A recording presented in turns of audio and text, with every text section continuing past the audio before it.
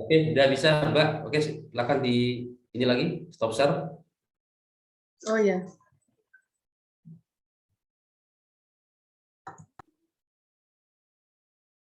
Oke, bismillahirrahmanirrahim. Assalamualaikum warahmatullahi wabarakatuh. Alhamdulillah, selamat siang dan salam sejahtera buat kita semua. Di siang hari ini kita akan melaksanakan salah satu kegiatan akademik, yaitu ujian skripsi atas nama Sri Hidayani yang akan dengan nomor induk mahasiswa 18141047 dengan judul skripsi analisis 6% siswa dalam pemecahan masalah pada matematika pada materi bilangan bulat kelas 7 SMP dengan pembimbing utama adalah Pak Ari Purwanto, SPD MSc, yang akan bertindak sebagai ketua penguji dalam jadwal Pak Nanang Huzaini, tapi karena beliau ada hal tugas lain yang juga merupakan suatu kewajiban akademik, maka saya sementara menggantikan beliau. Kemudian penguji utama adalah Pak Nuryadi SPDSI, kemudian penguji pendamping sekaligus pembimbing adalah Pak Ari Purwanto SPD MSc. Oke, dengan demikian ada beberapa aturan main Mbak Ida yang harus di dalam ujian skripsi kali ini. Yang pertama, pemaparan materi tidak lebih dari 10 menit. Jadi setelah itu, setelah pemaparan materi nanti akan ada sanggahan-sanggahan yang akan dilayangkan oleh Pak penguji utama. Setelah itu penguatan dan konfirmasi oleh pembimbing sekaligus nanti ketua penguji, mungkin ketika ada yang perlu ditambahkan dalam itu mungkin akan memberikan tambahan-tambahan. Oke, saya kira itu Mbak Sri Hidayani. Kemudian selanjutnya kepada Mbak Sri Hidayani dengan nomor induk mahasiswa yang telah saya sebutkan tadi, kami berikan kesempatan selama 10 menit ke depan dari 13.07 sampai 13.13 nantinya. Oke, terima kasih, silakan Mbak Ida.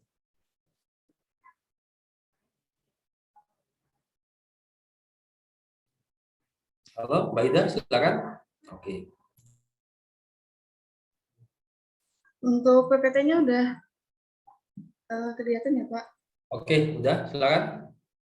Oh, Mbak Ida, sudah. Oh iya, baik.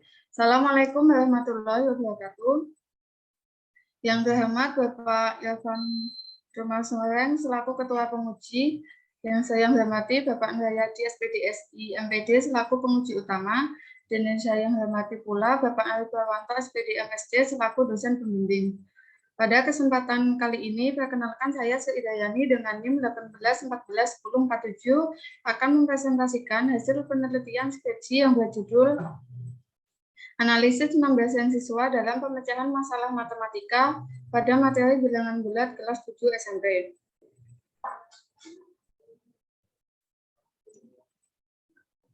Latar belakang peneliti melakukan penelitian ini adalah, seperti kita tahu bahwa pendidikan merupakan pelajaran yang berharga untuk menjadikan manusia yang lebih kritis dalam berpikir sehingga menciptakan karakter yang baik.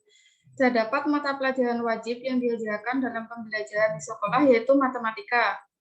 Matematika merupakan hasil pemikiran seseorang yang penuh dengan konsep dan prinsip yang diperlukan dalam menyelesaikan masalah matematika. Hal tersebut dikemukakan oleh Zulkarnain dan Budiman pada bukunya tahun 2019.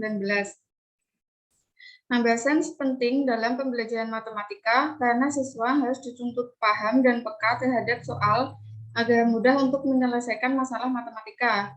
Menurut Anis Suraida Safitri pada bukunya tahun 2015, halaman 3, number merupakan suatu pemahaman yang apabila dilatih kemudian dikembangkan dengan benar dan mendalam akan sangat bermanfaat bagi siswa karena sangat baik untuk mendukung kecerdasan logika. Seperti yang sudah disampaikan Bapak Menteri Pendidikan dan Kebudayaan Nadiem Makarim pada tahun 2019 bahwa penyelenggara UN tahun 2021 akan diubah menjadi asesmen kompetensi minimum dan survei karakter yang terdiri dari kemampuan bernalar menggunakan bahasa atau disebut dengan literasi dan kemampuan bernalar menggunakan matematika atau disebut dengan numerasi dan penguatan pendidikan karakter. Keterampilan berhitung atau number sense Tentunya penting peserta didik miliki untuk menghadapi asesmen kompetensi minimum sehingga dapat menyelesaikan masalah yang dihadapi. Dalam pemecahan masalah matematika, setiap orang memiliki cara dan kemampuan yang beragam, karena tidak semua orang memiliki kemampuan yang sama. Namun, kemampuan berhitung apabila selalu dilatih akan menambah kecerdasan siswa. Begitu penting nambah sains untuk membantu menyelesaikan masalah yang dihadapi. Oleh karena itu, peneliti bermaksud untuk melakukan penelitian tentang analisis nambah sains siswa dalam pemecahan masalah matematika pada materi bilangan bulat kelas 7 SMP. Jenis penelitian ini adalah penelitian deskriptif kualitatif. Adapun fokus dalam penelitian ini adalah mendeskripsikan nambah sains siswa terhadap kemampuan pemecahan masalah matematika. Subjek dalam penelitian ini adalah siswa kelas 7D SMP Negeri 2 Sleman yang terletak di Kabupaten Sleman, Daerah Istimewa Yogyakarta. Untuk teknik pengumpulan data menggunakan observasi, wawancara, dan dokumentasi. Sesuai dengan jenis penelitian ini, maka peneliti menggunakan model interaktif dari Miles and Haberman. Adapun model interaktif yang dimaksud menunjukkan bahwa setelah data dikumpulkan, komponen-komponen analisis data yang dilakukan adalah yang pertama reduksi, yang kedua penyajian data, dan yang ketiga adalah penarikan kesimpulan. Hasil penelitian nambah sains siswa diperoleh bahwa rata-rata penilaian terhadap siswa kelas 7D SMP Negeri 2 Sleman mempunyai nambah sains sedang dengan persentase sebesar 68%. Penilaian siswa dengan nambah sains tinggi sebesar 90%. Hal ini menunjukkan bahwa subjek dapat memahami secara langsung hubungan antara bilangan yang diberikan sehingga tanpa proses perhitungan yang berlangsung lama, subjek pada kemampuan tinggi langsung mampu melakukan perakiraan dan langkah perhitungan pada proses pemecahan masalah dengan tepat. Penilaian siswa dengan nambah sains sedang sebesar 68%. Hal ini menunjukkan bahwa subjek dalam memahami suatu bilangan hanya sebagai satu kesatuan dalam proses penyelesaian masalah menggunakan langkah-langkah yang prosedural, sesuai dengan yang sudah pernah mereka pelajari sebelumnya. Untuk penilaian siswa dengan nambah sains rendah sebesar 13%, hal ini menunjukkan bahwa subjek sering melakukan kesalahan pada operasi bilangan dan kesulitan memahami bilangan bulat positif maupun negatif yang mengakibatkan kesalahan perhitungan. Setelah dilakukan pengamatan tes dan wawancara dengan subjek penelitian, diperoleh beberapa hasil dari kemampuan pemecahan masalah siswa, yaitu pada kelompok 0 dengan persentase sebesar 3%, subjek tidak memahami soal dengan baik dan benar. Subjek tersebut tidak menuliskan apa yang diketahui dan ditanyakan pada soal tersebut, serta ketika dilakukan wawancara untuk menjelaskan apa yang diketahui, subjek hanya membaca soal dari awal sampai akhir. Pada kelompok 1 dengan persentase sebesar 15%, subjek dapat menulis apa yang diketahui dan ditanyakan, namun masih bingung langkah-langkah strategi apa yang digunakan untuk menyelesaikan soal tersebut. Pada kelompok 2 dengan persentase sebesar 41%, subjek mampu menuliskan apa saja yang diketahui dan ditanyakan dari soal tersebut, dapat menuliskan model matematika serta strategi yang digunakan, namun strateginya belum lengkap. Pada kelompok 3 dengan persentase sebesar 32%, subjek mampu menuliskan apa yang diketahui dan ditanyakan dari soal tersebut, dapat menuliskan model matematika serta strategi yang digunakan, namun kurang teliti dalam menjalankan strategi penyelesaian masalah. Pada kelompok 4 dengan persentase sebesar 9%, dapat menuliskan penyelesaian dengan baik, lengkap, dan benar, bahkan subjek dapat memiliki berbagai strategi yang berbeda dari guru mengajarkannya. Berdasarkan hasil penelitian yang telah dilakukan, diperoleh kesimpulan yang pertama yaitu kemampuan nambah sains siswa dengan kategori tinggi sebesar 13%, pada kategori nambasan sedang sebesar 68% dan kemampuan nambasan rendah sebesar 19%. Yang kedua, pada kemampuan pemecahan masalah, kelas 0 terdapat 3 persen subjek yang tidak menuliskan langkah-langkah penyelesaian masalah. Pada kelas 1 atau kelompok 1 terdapat 9% subjek yang menuliskan langkah pertama yaitu memahami masalah.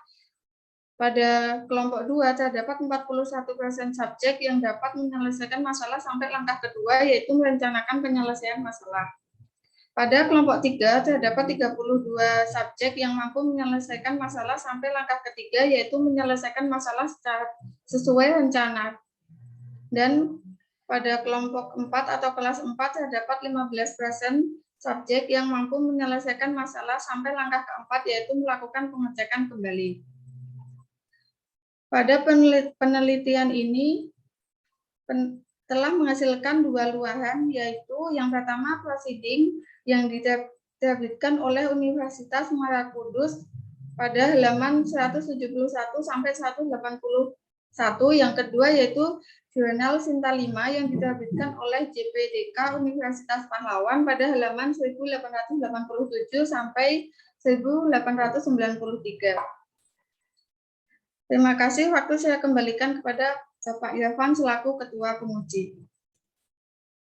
Oke, terima kasih Mbak Ida Yani yang sudah mempresentasikan temuannya di dalam skripsi. Maka selanjutnya kepada penguji utama yang kami hormati Pak Nuryadi, Sarjana Pendidikan Magister Pendidikan untuk memberikan masukan atau perbaikan terkait temuan-temuan yang sudah didapatkan oleh skripsi ini. Monggo Pak Nur.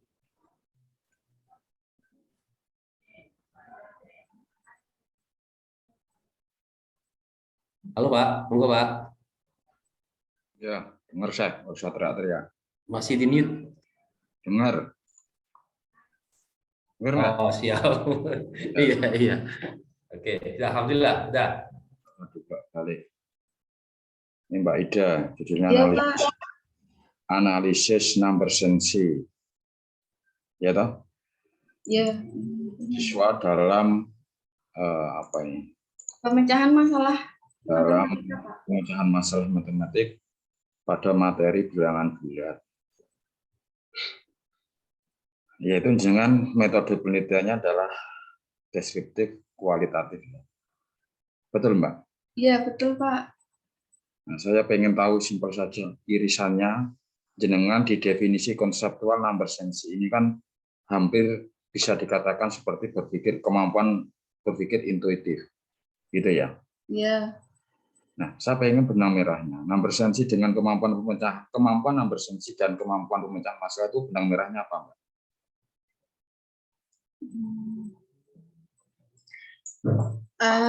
Mohon maaf, Pak. Boleh diulang nggak ya? Soalnya sinyalnya. Ya. Mohon maaf. Alasan sinyal ya. Padahal jelas. Enggak, saya tanya simpel. Kemampuan number sensi dan kemampuan pemecahan masalah itu benang merahnya apa, Mbak? Pak jenengan bisa analisis kemampuan number sensi dalam kemampuan pemecahan masalah. Karena untuk mengkonstruksi, kalau dilihat dari desain jenengan itu kan kemampuan materi dalam bilangan bulat itu kan bisa dikonstruksi oleh number sensi dan kemampuan pemecahan masalah itu. Jadi coba jenengan baca. Kalau jenengan sudah berpikir mengarah ke intuitif itu ya baca punya Immanuel Kant. Baik, Pak. Coba jelaskan dulu. Jadi Pep, kok rokok? Rasa sih sulat turun.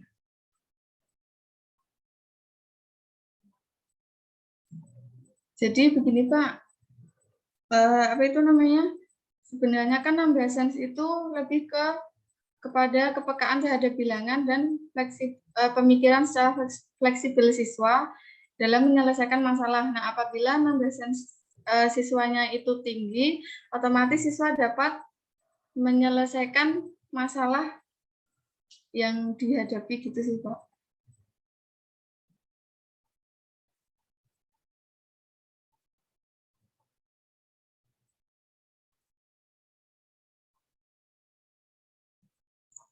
Coba tampilkan kerangka berpikirnya. Ya, Pak. Ya, Pak. Coba tampilkan.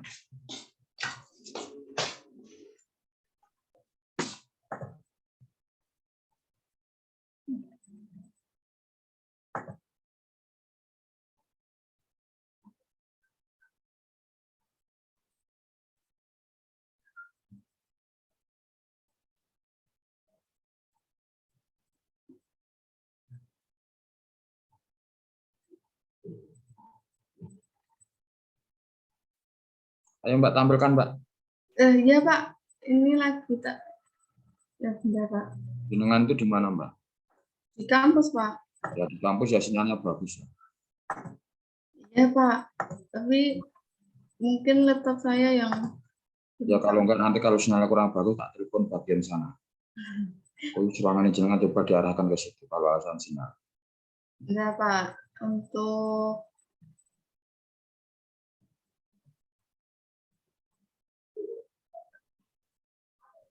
Mana? ya, Pak. Akhir bab 2 Mbak. Itu udah bab 3 itu. Nah ini di bawahnya itu. Kelihatan bahkan babanya itu. Ya, Pak. Ya, ya. Atasnya itu. Pelan-pelan Mbak. Nah ini kan. Nah coba pelan-pelan Mbak kita telah ya. Jadi di situ ada materi bilangan bulat. Nah saya tuh ngapain materi bilangan bulat itu? Ada masalah apa dengan bilangan bulat? Jadi Ya, materi Nah, kenapa? materi bilangan bulat itu kan sebenarnya materi yang simpel, Pak. Cuman banyak anak-anak yang kurang memahami gitu, Pak. Jadi saya ambil materi bilangan bulat ini pada penelitian skripsi saya. Ya. Soalnya kan pada di sekolah dasar maupun SMP ataupun SMA itu kan materi bilangan bulat pasti ada ya, Pak. Tapi beberapa siswa itu mohon maaf, kebanyakan siswa itu masih belum begitu memahami, Pak. Makanya saya mengambil materi bilangan bulat pada skripsi ini. Jangan paham ya. Jelaskan definisi bilangan bulat, Mbak. Bilangan bulat itu yaitu bilangan yang terdiri dari bilangan bulat positif dan bilangan bulat negatif, Pak. Ya, jangan aja salah kok ngomong bilangan bulat. Ya kan, mendefinisikan aja salah. Coba ulangi definisi bilangan bulat.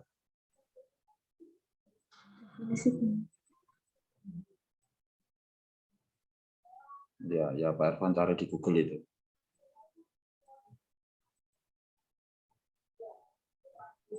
Ini, Pak, kalau referensi saya. Ya, bilangan yang dimulai dari angka 0 sampai tak terhingga. Apa betul? Bilangan bulat itu apakah negatif juga bukan bilangan bulat? Maksudnya bilangan bulat positif dan negatif itu? Ya, jenengan tulis saja itu. Bilangan bulat adalah bilangan yang dimulai dari angka 0 sampai tak terhingga. Apa betul? Ya betul, Pak. Coba jelaskan, kalau dari angka 0 sampai tak hingga itu berarti negatif nggak include. Oh iya, maaf Pak. Ini kan, ini Pak, menurut Purnomo Pak. Ya kalau itu jelas salah ya nggak usah ditulis toh Mbak. Ini skripsi loh Mbak, bukan main-main tuh asal comot. Iya, maaf Pak. Betul nggak? Salah sih Pak itu.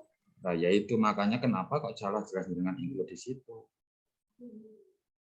Carilah referensi yang valid. Apa iya nggak ada kata-kata himpunan juga? Iya kan? Cobalah cari yang valid. Kalau memang nggak valid itu yang nggak usah digunakan. Nah inilah himpunan, kan bulan-bulan himpunan juga kan. Nah di situ ya. Nah tolong ini kan jelas ada kurung awal bilangan kan menandakan dia himpunan. Ya. Cobalah definisi itu yang valid itu dikoreksi ya Mbak ya. Ya baik Pak. Jadi kembali lagi ke kerangka berpikir jenengan itu. Nah saya itu paham Mbak maksudnya jenengan. Coba kalau dibaca itu bukan jenengan bukan orang matematik. Apakah bisa dipahami ketika suatu karya itu dipublikasikan di dalam print di perpustakaan dengan membaca kerangka berpikir jenengan itu? Ada apa dengan bilangan bulat? Terus siswa ngapain? Penyelesaian soal kenapa? Nah itu number sensi kenapa? Kalau jenengan itu kan materi bilangan bulat ada apa? Kenapa kok ngambil materi bilangan bulat? Kalau itu menjadi suatu alasan jenengan, tentu kan itu sumbernya dari mana, source-nya dari mana. Ditulis di bawah. Oh iya, Siswa, Pak. terus kenapa kok siswa? Ada apa siswa ini? Tadi jangan bilang karena menyinggung literasi numerasi ya, karena AKM itu juga ya. Apakah iya siswa itu menjadi hal hambatan jenengan? Kenapa tidak ke gurunya? Gurunya aja saat ini kan bingung juga kok. Apalagi dengan pengembangan atau apa namanya perubahan kurikulum aja gurunya juga pada bingung. Kenapa kok jenengan hanya siswa yang bermasalah? Sebenarnya semuanya saling mempengaruhi sih, Pak. Kalau Iya. dari siswanya kan dampaknya lebih besar, soalnya kan sekarang siswa itu lebih banyak ke gadget daripada belajarnya. Iya, apakah tidak, kenapa ke siswanya bukan ke gurunya? Nah, itu adalah hal kerangka berpikir kita jangan hanya berjalan satu arah. Cobalah kita cermati, apakah subjek itu juga nanti harus ke siswa? Kenapa tidak saya katakan ke calon guru? Ya kan? Atau mahasiswa, kan boleh juga. Nah, mohon nanti jenengan itu kalau misalkan secara psikologis siswanya itu kenapa? Itu harus berdampak kalau siswa itu lebih mengarah ke situ. Dasar jenengan itu berbicara kemampuan pemecahan masalah dan kemampuan bersensi itu karena berbicara intuitif, jenengan sambungkan ke materi bilangan bulat, dan itu juga ke siswa. Cobalah kalau ke siswa itu jenengan gunakan pendekatan secara psikologinya.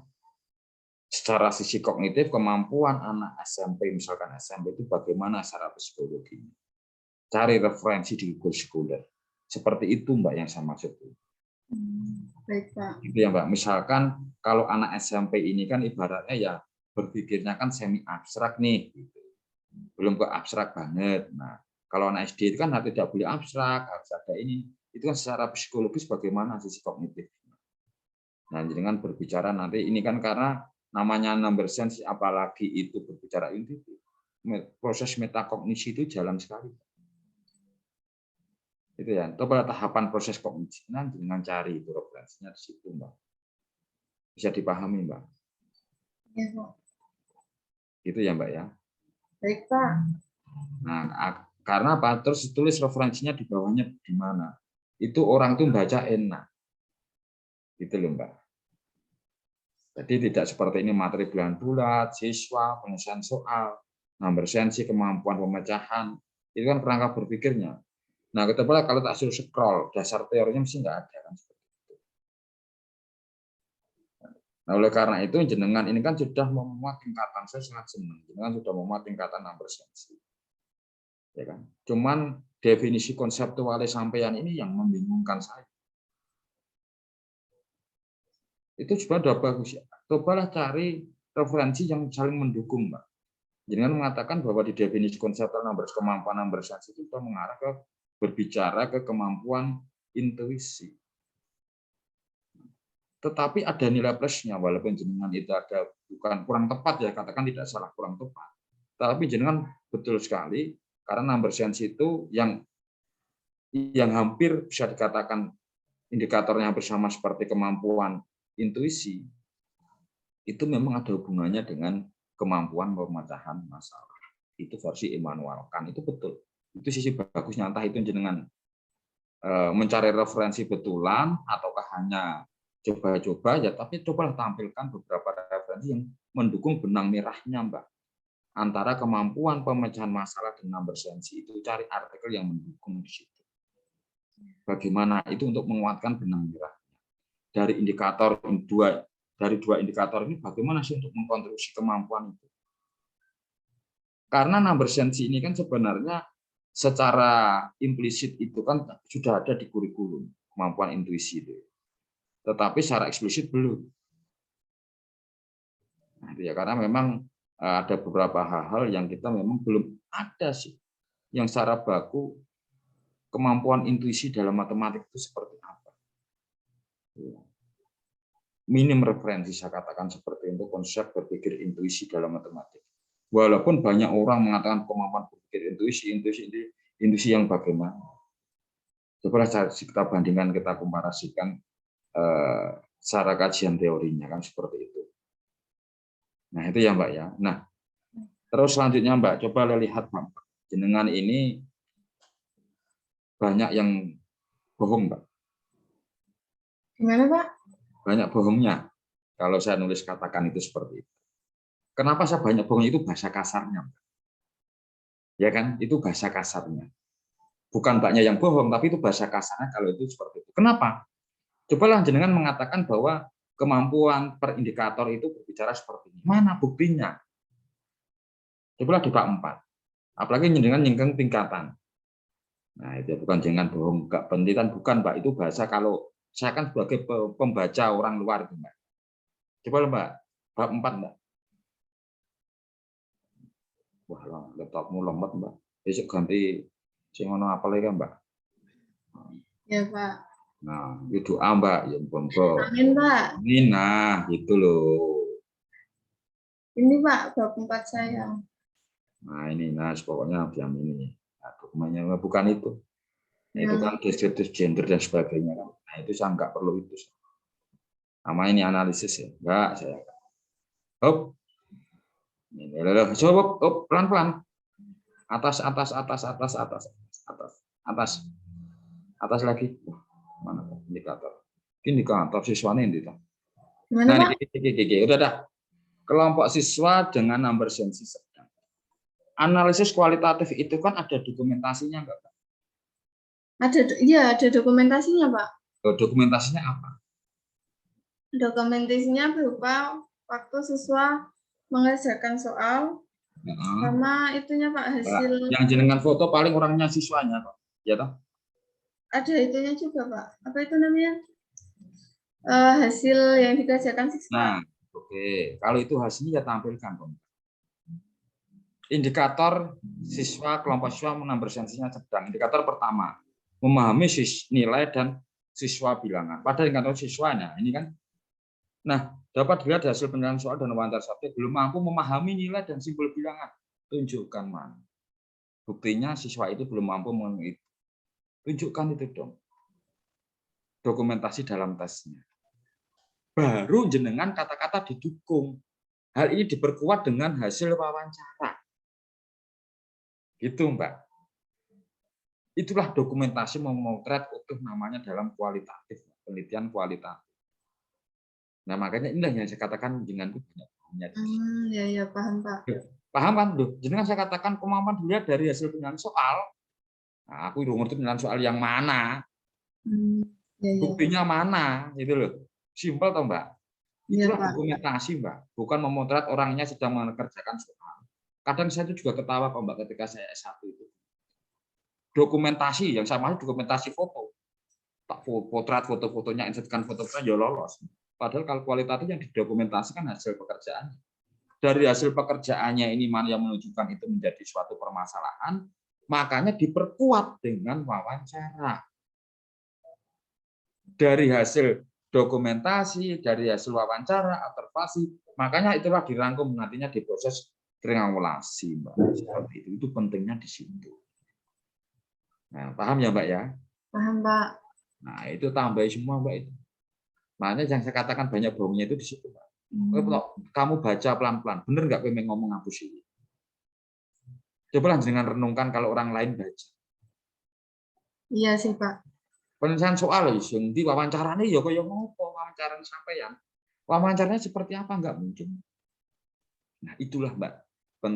Saya ini kan kadang memang penelitian kualitatif itu ya memang kalau dikerjakan betulan itu lebih susah dari penelitian kuantitatif. Kalau dikerjakan betulan, karena nantinya ini akan menjadi suatu temuan keilmuan ke depan. Kalau jenengan S1-nya penelitian kualitatif, S2-nya nanti jenengan pakai kuantitatif kan gitu misalkan, tetapi jenengan masih menggunakan beberapa teori dengan kembangkan nanti S3-nya lebih enak. Sudah punya basic-basic. Kan seperti itu ya, Mbak ya. Tapi ini saya tata seperti itu dulu ya, Mbak ya. Jenengan harus nambah. Bisa dimengerti, Mbak Sri? Bisa, Pak. Panggilannya Sri atau siapa? Tidak, Pak. Wah, kurang keren itu. Sri aja. Enggak, Pak. Oh ya, gitu. Nah itu ya Mbak ya. Cobalah jenengan dari situ tambah-tambahin. Dan tolong scroll ke bawah lagi. Terus, nah ini jangan biar saya tunjukkan. Itu nanti tambahi di pembahasan langsung Mbak. Pembahasan. Nah ini jenengan indikator kemampuan pemecahannya menggunakan pool ya. Iya. 4 langkah. Iya, betul. Mbak, gini Mbak, hati-hati ya Mbak. Jenengan saya kasih dulu belum. Bahwa berpikir intuitif ini kan masih banyak yang bingung. Kalau critical thinking, itu jelas dia itu adalah HOTS, hierarchical skill. Gitu ya. Nah, kalau kemampuan pemecahan masalah, nah indikatornya sampai mana? 4 langkah, 4 tahapan itu sampai mana? Apakah dia tergolong HOTS atau enggak? Atau middle? Atau low? Gitu ya. Nah, kalau jenengan ketemu itu, oh pemahaman versi Polian ini termasuk kategori HOTS. Karena apa? Karena berpikir intuitif atau number sense itu sebenarnya juga masih belum terukur. Tapi kalau jenengan ada kategori ini, ada kategori tinggi, sedang, rendah, tahapannya sampai mana? Apakah masuk kategori dalam taksonomi Bloom itu masuk tahapan di kategori klasternya tinggi, berarti ya oke, ada benang merahnya jenengan. Ini saya appreciate dan saya yakin artikel ini sampai ke Scopus. Nanti pembimbingnya luar biasa saking senangnya. Tolong ya itu sama-sama dengan pembimbingnya dikembangkan. Wah itu saya paham Mbak. Karena jangan apalagi berpikir intuitif. Nanti saya undang pakar berpikir intuitif. Kemarin ke Jogja jenengan nggak datang. Kemarin ngopi bareng dengan saya. Dari Universitas Raharja itu ahli intuitif ini Mbak. Nah dia juga asesor dia. Kemarin ngopi itu. Nah, kemarin itu. Nah makanya itu hebat Mbak. Silakan jenengan kembangkan ini. Saya tertarik kok Pak sebenarnya. Tetapi kalau saya lebih mengarah ke critical thinking. Tetapi ini menjadi suatu kebanggaan juga jenengan sejauh ini. Ini luar biasa. Belum tentu mahasiswa S3 pun juga memahami sebenarnya bersensi yang sebenarnya itu. Itu loh, jenengan sudah memberi gambaran secara luar walaupun ada beberapa itu proses. Itu sudah sangat luar biasa. Apalagi jenengan intinya sudah menampilkan berani mencoba untuk menganalisis number sensi yang notabene itu hampir similar dengan kemampuan berpikir intuitif. Seperti itu ya Mbak. Nah, ini sudah luar biasa sekali. Nah, coba saya tambah referensi tadi Immanuel Kant, ya kan, belajar metakognisi karena berkaitan dengan metakognisinya juga. Templar itu karena Templar itu juga metakognisi. Terus Polya dengan paling nggak kembangkan yang Polya itu. Terus nanti dengan pahami juga HOTS, order thinking skill dalam matematik, yang termasuk middle, taksonomi Bloomnya itu seperti apa. Dengan paham itu untuk mengkonstruksi ini. Mbak itu tambahi saja pengertian-pengertian dasar itu sehingga orang itu tidak sehingga kita menyajikan bacaan yang runtut Pak. Jenengan ini sebenarnya sudah bisa tetapi terus terang kurang runtut alurnya itu dibaca masih kurang rapi dibaca alurnya. Nah itu ya Mbak ya, hanya itu kurang itu aja juga. Sekarang baca enak, referensinya enak, alurnya mana tiba-tiba seperti jenengan berbicara langsung skip ke sini. Padahal kerangka berpikir sampean kok kayak ada benang merahnya. Tapi jenengan nggak sampaikan di situ. Kerangka berpikirmu sudah mengatakan kayak ada benang merahnya, tetapi tidak jenengan singgung. Itu kan alur berpikir jenengan yang alamiah. Itulah alam bawah sadar, intuisi jenengan juga kan Pak. Kemampuan berpikir itu sebenarnya. Tapi jenengan nggak nyadar. Ya itulah yang nantinya mohon nanti jadi refleksi kita semua dan dengan jenengan itu ya Mbak. Nah, oke Mbak, sekarang kembali ke pembahasan.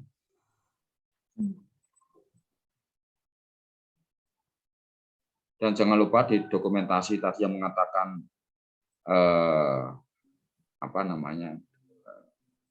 kualitatif tadi, yang mengatakan nomor sensinya sedang, tinggi, rendah, tolong tambah bentuk dokumentasinya per indikatornya itu ya Mbak. Jadi gini, simpelnya kan gini Mbak dalam penelitian kualitatif. Simpel sekali. Ketika kita observasi dengan kan harus observasi, tidak harus ikut proses dalam pembelajaran, nggak masalah. Ya kan, namanya ada analisis. Dengan pakai tes, pakai model apapun, is oke. Tapi harus ada rubrik. Sudah tadi saya jelaskan Mbak Uun. Hasil atau impact soal tes ketika pelaksanaan pembelajaran, nanti rubrik penskorannya lain. Ketika kita menguji cobakan tidak impact dari proses pembelajaran. Itu berbeda. Gitu ya. Ketika kita ada proses pembelajaran mengikuti langsung tes kandidat. Langsung rubrik skor yang ngikuti langkah-langkahnya siswa. Langkah 1, langkah 2, langkah-langkah ini ada berapa skornya, jawabannya kira-kira apa, alternatifnya apa.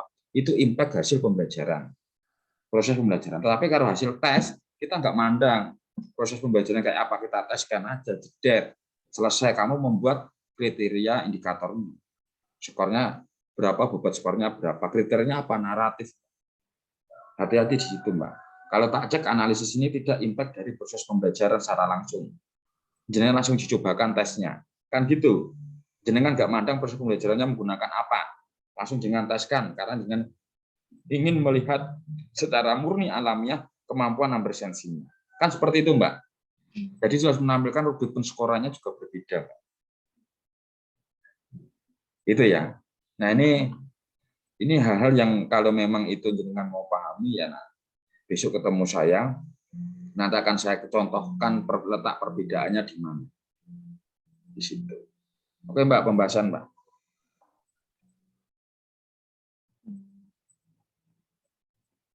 Mana pembahasannya? Oh iya ya Pak. Iya, sampai melamun sampean gitu. Tekan apa piye? Bukan Pak, apa itu namanya?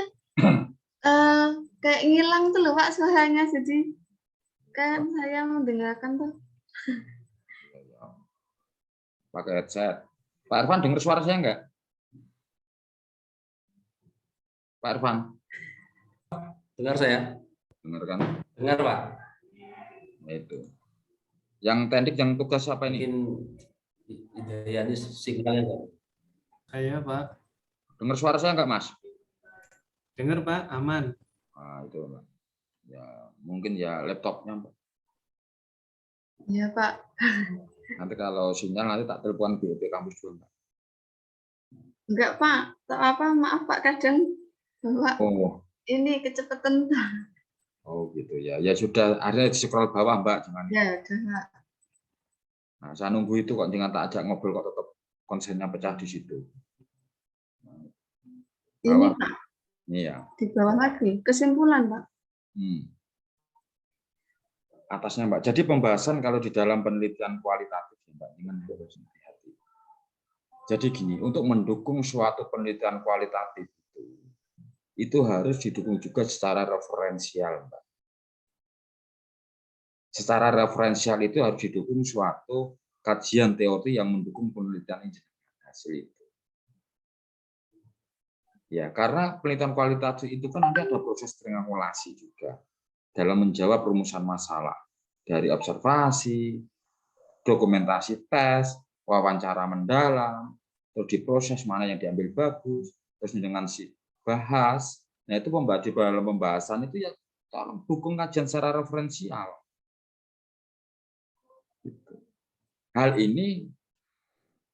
Dalam hal ini juga didukung oleh siapa, penelitian siapa, judulnya apa, atau juga pembahasannya tentang apa. Cari referensi yang mendukung, statement jenengan. Kalau seperti ini ya saya nggak percaya. Betul Pak hasilnya. Oh iya, baik. Carilah referensi yang mendukung, karena secara referensial harus terkonstruksi seperti itu. Nah, baru jenengan bawa kesimpulan, Mbak.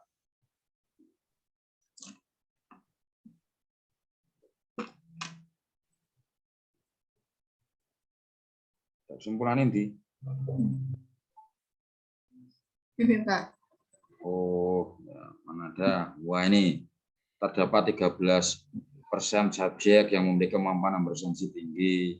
Nah, jenengan apakah itu sinkron dengan di tujuan dalam penelitian? Yaitu jenengan untuk melihat ataupun untuk menganalisis tingkatan kemampuan bersensi. Bahasanya kan enggak toh. Jenengan di rumusan, cobalah di tujuan itu. Di tujuan jenengan itu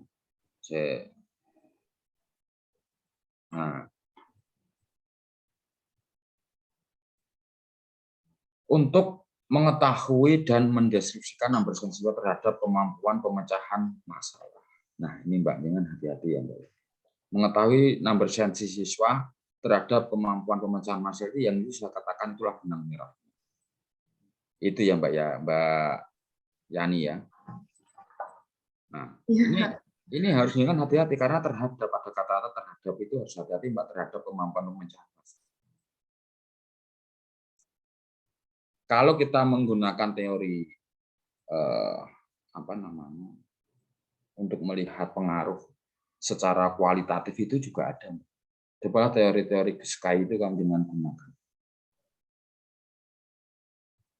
Nah, itu juga dengan hati-hati di situ juga. Karena itulah pentingnya secara referensial itu penting, yaitu yang saya katakan. Untuk mendukung apa yang sudah kita bahas. Sebelum dengan simpulkan sudah berdasarkan referensial. Cara referensi, cara teoritis juga ada. Seperti itu ya Mbak ya. Baik Pak. Nah itu. Nah jangan harus hati-hati juga. Karena kualitatif ini prosesnya lama juga dan panjang. Apalagi jenengan juga sudah menelaah, ya, itu penting untuk dilakukan. Gitu Mbak Ida. Nah, mungkin itu saja Pak Irfan. Nah nanti untuk kesimpulan nanti kita sama-sama bareng ketika jenengan pas ketemu saya saja, nanti kita sama. Saya tidak akan merubah, tetapi hanya saya akan tidak merubah secara, tapi saya hanya memperbaiki tata tulisannya saja agar lebih enak dibaca, gitu ya. Tapi secara substansial tidak merubah kesimpulan, tidak. Hanya bahasanya ini kita tata bareng. Nanti saya bantu, semoga bisa. Nanti saya tata bareng agar enak seperti itu, Mbak. Paham, Mbak? Paham Pak. Oke, Terima kasih ya Pak. Ya Pak Irfan, terima kasih Pak Irfan dan Pak Ati. Terima Pak Nur atas masukannya. Selanjutnya mungkin ada konfirmasi atau ada penguatan Pak Ari selaku pembimbing. Monggo Pak Ari, waktu kami serahkan sepenuhnya. Makasih Pak Irfan. Jadi kalau Mbak Ida ini bimbingan saya yang paling sering bimbingan begitu. Jadi dalam kondisi COVID kemarin begitu ya, kita sudah berusaha sangat maksimal ya Mbak Ida ya. Bagaimana kita juga harus memilih sampelnya dan lain sebagainya, mencari sekolah dan lain sebagainya, itu sudah luar biasa gitu. Tapi memang benar apa yang dikatakan Pak Nur, Mbak Ida. Ya, jadi tolong nanti digarisbawahi semua apa yang dikatakan. Kalau ini mau dikembangkan sebenarnya bagus. Saya juga sebenarnya tertarik begitu ya untuk menggali lebih dalam begitu ya. Dan publikasinya lebih keren gitu. Seharapan saya sih sebenarnya, tapi ya sudah cukup menurut saya ya Mbak Ida ya. Saya pikir ini sudah cukup dan saya masih tetap berharap bahwa mahasiswa bimbingan saya begitu ya masih terus bisa melanjutkan ke tingkat studi yang lebih baik begitu ya, seperti pernah yang kita diskusikan lalu itu Mbak Ida ya. Oke, gitu. Nanti silakan nanti ketemu Pak Nur begitu ya untuk memperbaiki tata tulis dan lain sebagainya. Beliau juga pakar, benar-benar pakar begitu pendidikan. Mbak Ida, saya tidak pernah meragukan kemampuan beliau begitu ya. Jadi saya pikir itu aja. Oke. Terima kasih. Oke, terima kasih Pak Ari atas masukannya. Selanjutnya Mbak Ida mungkin bisa di stop share dulu. Oh iya, baik Pak. Oke. Nanti saya masuk lagi. Bukan, di stop share dulu. Di stop share dulu, bukan dulu sampai keluar. Oke, Mbak Ida. Jadi kalau masukan saya terkait penelitian sampean ini, karena penelitiannya itu kan menganalisa number sense dalam kemampuan pemecahan masalah ya. Iya Pak. Nah, jadi yang perlu dijawab itu begini, Mbak Ida. Yang pertama, sampean itu mengkategorikan sedang, tinggi, rendah number sense itu dalam kategori 3 kategori kan? Iya Pak. Nah, sedangkan dalam pakar number sense itu tidak mengkategorikan kayak begitu. Ya, tidak mengkategorikan dalam tingkat sedang itu, tapi dalam mengkategorikan ada yang masih perlu lihat angka, ada yang baru bisa menerka angka, ada yang baru kan mereka mengkategorikan kayak begitu karena bukan dalam proses penilaian angka itu begitu, ada yang baru mengenal, ada baru yang menebak. Itu kan kategori-kategori di dalam number sense itu sendiri.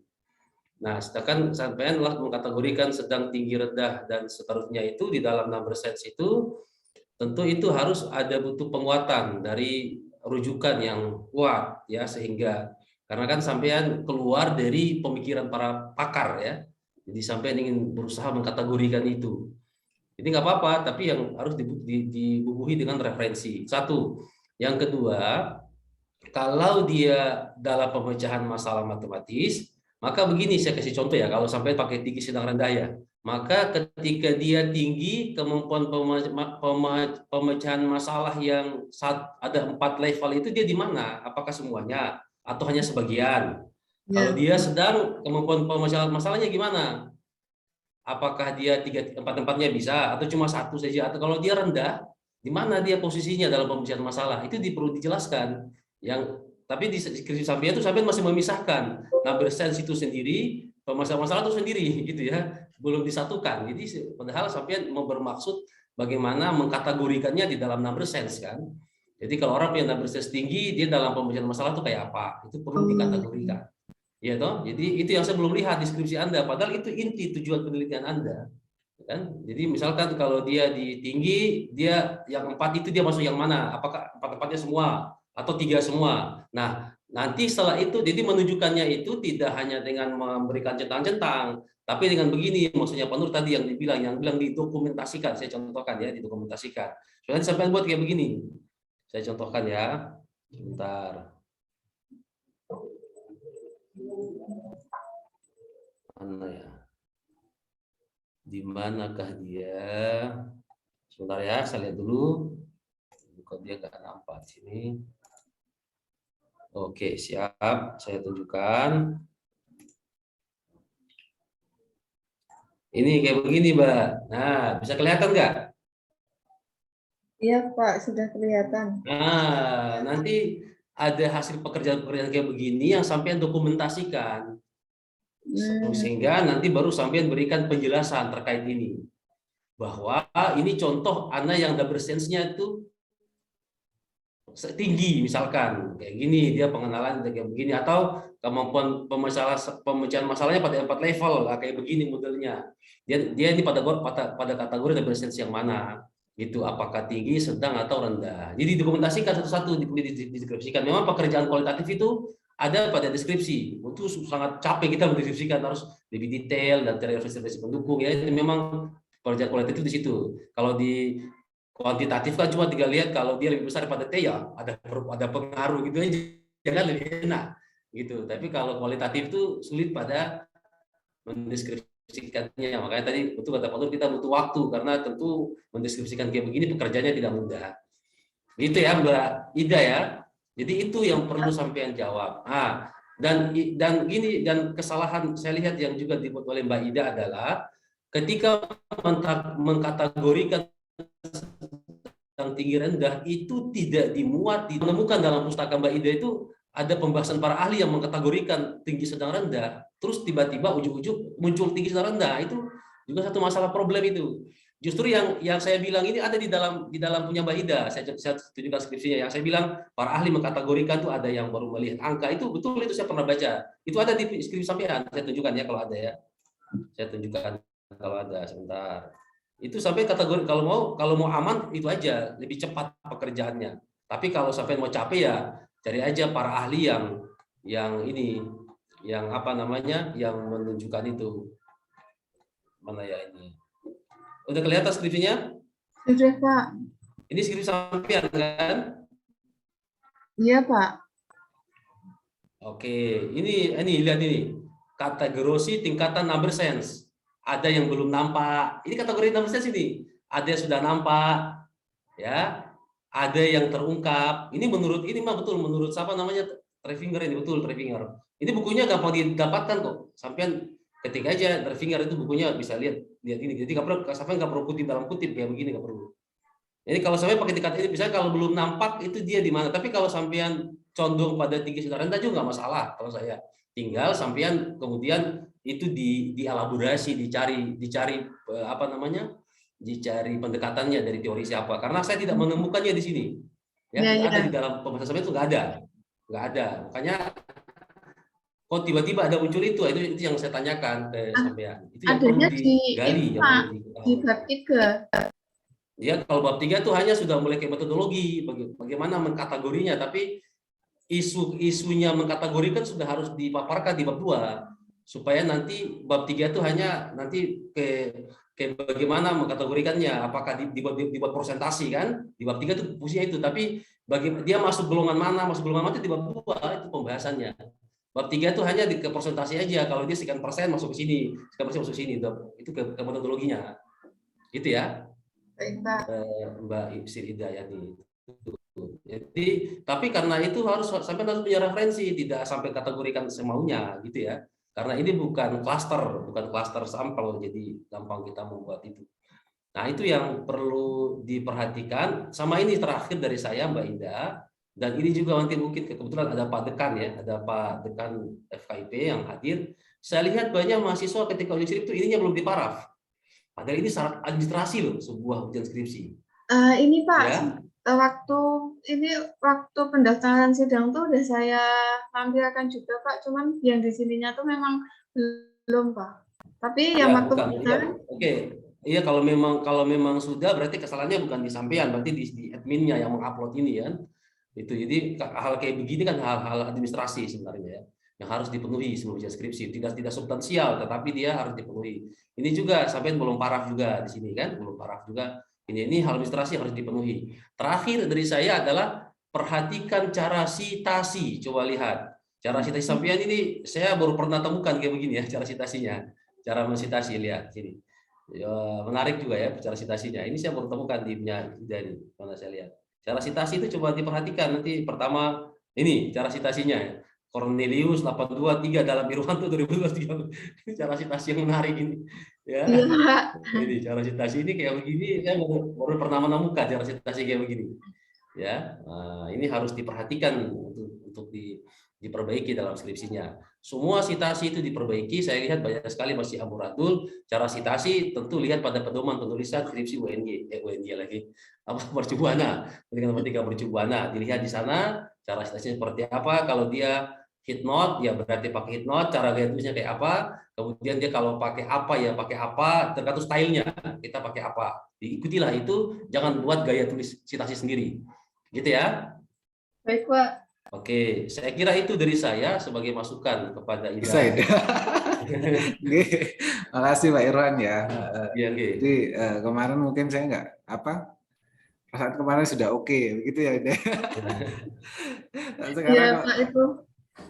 ya, jadi makasih Pak Irwan, ini juga masukan buat saya begitu ya, buat Iya. kami terutama begitu ya, karena memang sepertinya kemarin sudah oke-oke saja begitu ya.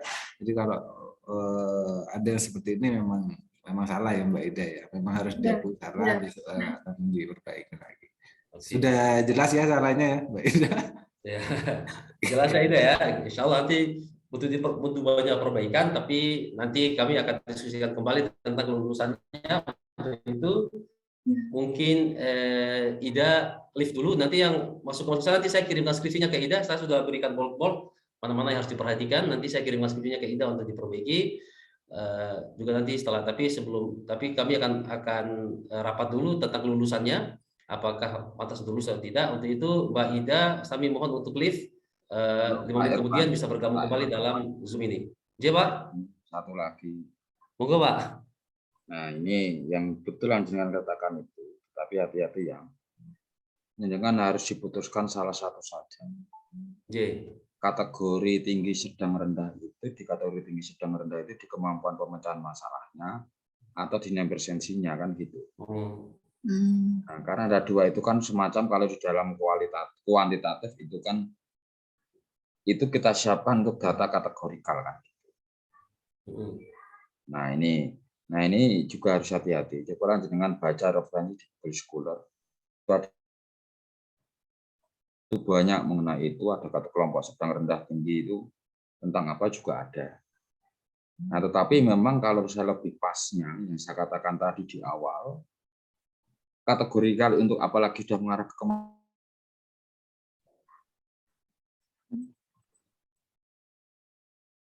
itu ya. Halo? Belum, Pak. Maaf, Pak, sempat putus-putus ya? Nah itu mohon maaf, sinyal saya yang kurang stabil. Kali ini sinyal saya. Ya nggak apa-apa. Jadi banyak referensi-referensinya. Itulah yang saya jenengan harus banyak baca di dalam kualitatif ini, harus hati-hati. Dan memang betul yang memang untuk yang dikatakan Pak Evan ada belum nampak itu ya memang lebih amannya di situ, Pak. Sebelum jenengan mengkategorikan. Karena mengkategorikan itu ketika sudah oke temuannya, baru kita kategorikan, itu baru jenengan saya katakan oke. Nah, kalau memang masih bingung mengkategorikannya, ya lebih enak ya teorinya yang itu tadi, yang nampak belum nampak itu lebih aman, Mbak. Gitu ya, Mbak ya. Baik, Pak. Ya, terima kasih.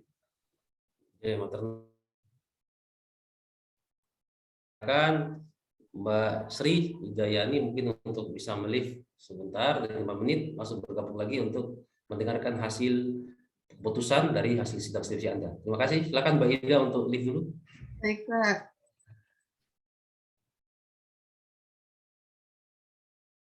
Oke, ya alhamdulillah. Halo Pak Nur. Kok Pak Nur gelap terus itunya? Rokokan sih. Apa? Kameranya? Agak rokokan. Halo Pak. Aduh, Pak Nur sendiri. Halo Pak Penguji Utama, ini kita ikut Pak Penguji Utama nih, gimana? Info nih. Si Sri ini Pak. Monggo Pak. Saya ikut aja Pak. Dengar. Oh, Pak Ari dong. Pak Ari kan yang sudah mengalami proses panjang namanya kualitas, kan mengerti proses. Ya kita tanya dulu bagaimana Pak Ari dan nilainya apa ya. Oh gimana Oh siap. Iya. Oke, gimana Pak Ari? Monggo. Ya saya sesuai kesepakatannya. Teman-teman juga kemarin kalau udah luaran sudah oke ya oke. Memang memang tak suruh kemarin Pak untuk kategorinya yang ini kan Anda cuma level 1 ya Mbak ya. Cuma ini ibaratnya kan masih belajar, nggak apa-apa. Pokoknya ada teori aja yang mendukung. Oh gitu Pak, ya wes sudah pakai yang itu aja. Kemarin gitu. Kalau saya sih tetap ya wes gimana caranya untuk A ya. Karena memang udah luarannya udah jelas. Udah 2 gitu loh juga. Biar yang lain juga katut Pak gitu loh. Jadi kemarin sama Mbak Naf itu juga sudah kesepakatan ini sebisa mungkin luaran anak-anak kan mau digenjot Mbak Nur, Pak Irfan. Jadi kalau udah 2 yang untuk bisa kan untuk ke A gitu ya. Biar nanti yang lain-lain itu juga ngejar gitu ya, bisa ke A, harus luarannya 2 gitu. Luarannya apa Pak Ari tadi? Luarannya proceeding 1 sama yang Sinta 5 1. Yo Sinta 5 1 isa. Iya. Wes, kuwi. 86 Pak Irfan. Ya, 86. Oke, siap. 86 itu A itu. Oke. 86 ya, sudah layak ya 86. Ya. Oke. Siap. Berarti A ya. Ya, guys. Oke, siap. Pak Nanangi barusan di sini. Laptopnya anyar, guys. Iya, laptop anyar biasa. Salah, Pak. Laptopnya. Kalah sama Kabiro. Kabiro sekarang laptopnya Huawei ya. Iya. Ya, laptopnya Apple. Lantas tadi bilang kamu tuh di mana kok background-nya ini? Kalau laptop lama ya memang tidak stabil ketika dimanapun. Oh iya, makanya tadi tuh saya belum ngeh Pak. Ini baru tahu setelah Pak Rino laptop baru ini. Pantesan dia agak. Makanya kalau kok dia berani seperti itu, mesti dia sudah punya yang baru. Laptopnya dia saja kalau mau pakai cuma green screen. Kalau laptop sekarang kan nggak perlu pakai green screen untuk background-nya udah langsung bisa stabilnya. Udah ya. Harus ke kampus ini Pak. Ya, saya harus ke kampus. Ya, monggo Pak Nur. Karena ini ada tadi didapat dari WA Mbak Rizka, ada yang mau tanda tangani, kasihan kalau Mbak. Ya.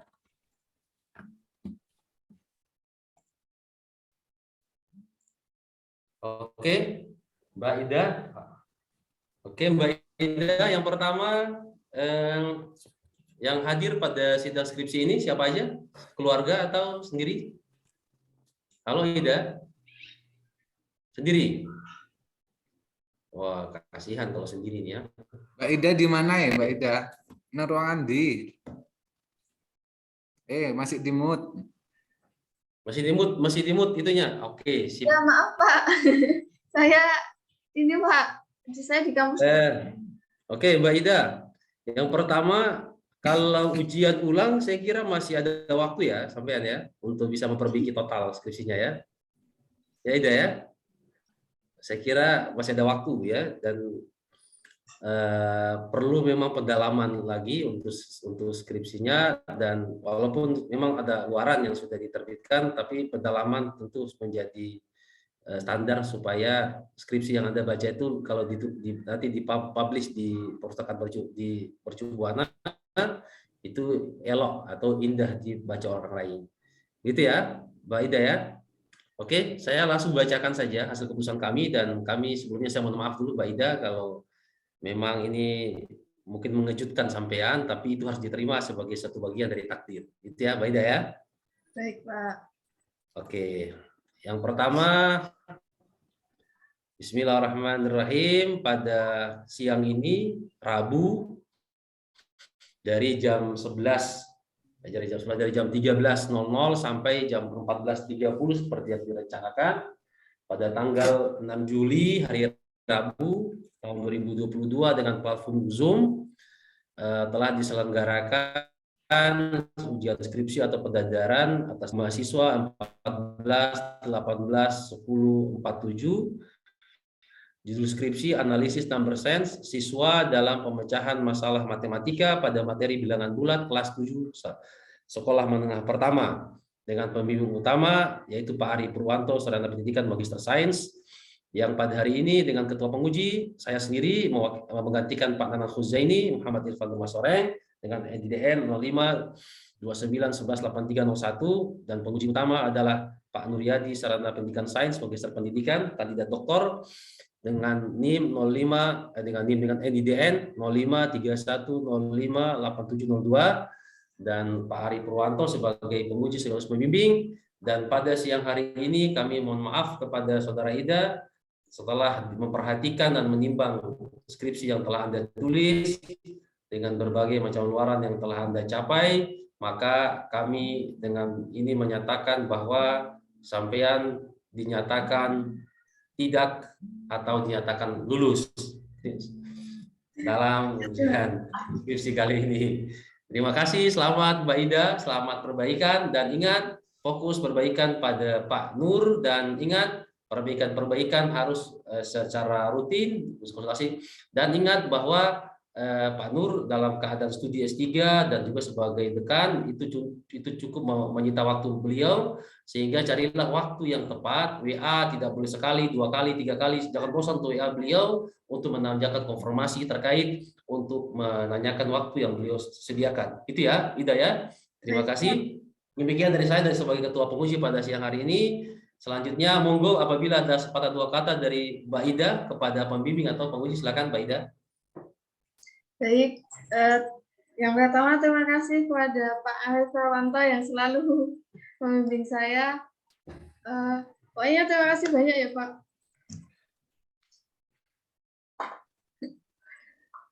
Ya Mbak Ida. Kepada Pak Nuryadi, mohon dibantu untuk revisinya ya Pak. Ya. Selamat ya Mbak Ida ya, sukses lah ya. Pak, makasih ya Pak. Untuk Pak Elvan juga makasih ya Pak untuk revisinya tadi. Oke, terima kasih Mbak Ya, Ida, Pak, sukses. Pak. Oke, sukses selalu kepada Mbak Ida. Mungkin Pak Nur mungkin mau menyampaikan sepatah dua kata atau Pak Ari sebelum kita foto bersama dan live pada Zoom ini. Kalau saya cukup Pak Irfan. Saya Ya, cukup, saya cuma ucapkan aja selamat Mbak Ida, dan ya Pak Ari nih ya yang juga pembimbing juga. Selamat nih. Inilah karya-karya mahasiswa dan luaran-luarannya itu terpenting di sini. Sudah luar biasa, namanya mahasiswa sarjana sudah tembus Sinta 5 itu bagi saya sudah luar biasa, kita apresiasi. Belum tentu juga dosen-dosen yang lain, ya kan, itu juga mampu menulis dipublikasi di Sinta 5. Ada juga kok yang masih S3 itu masih kebingungan publikasi, cara nulis artikel.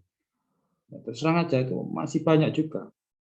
Apalagi bingung mau nembus Sinta itu, masih bingung Sinta itu apa, ini kita sudah apresiasi tinggi pada mahasiswa PEMAT ini ya, sudah luarnya luar biasa. Syukur-syukur besok tembus HKI ya.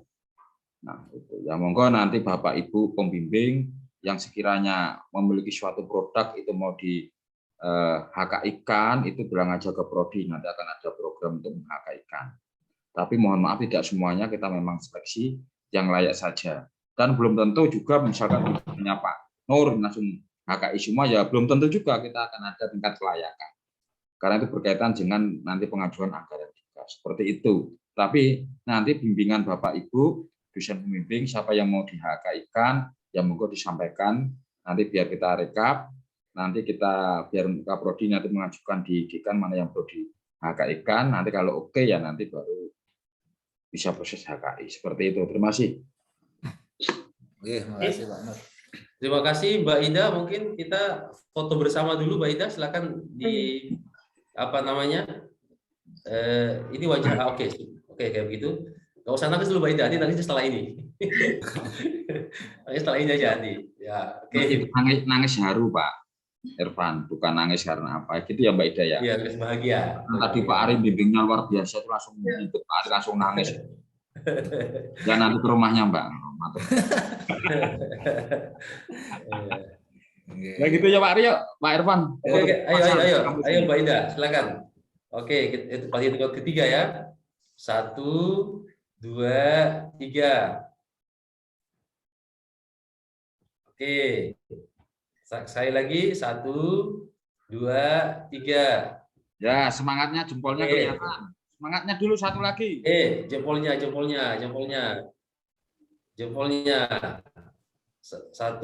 2, 3. Oke, sip. Oke, terima kasih Mbak Ida. Sudah ini, kemudian selanjutnya kepada semua penguji dan Pak Ida, kami boleh lift dari ini, dan kami ucapkan assalamualaikum warahmatullahi wabarakatuh, selamat sore, sukses kepada tenun semuanya. Matur nuwun Bapak Ibu semua. Oh Bapak semuanya dan Mbak Ida. Ya dan Mas Awang masih.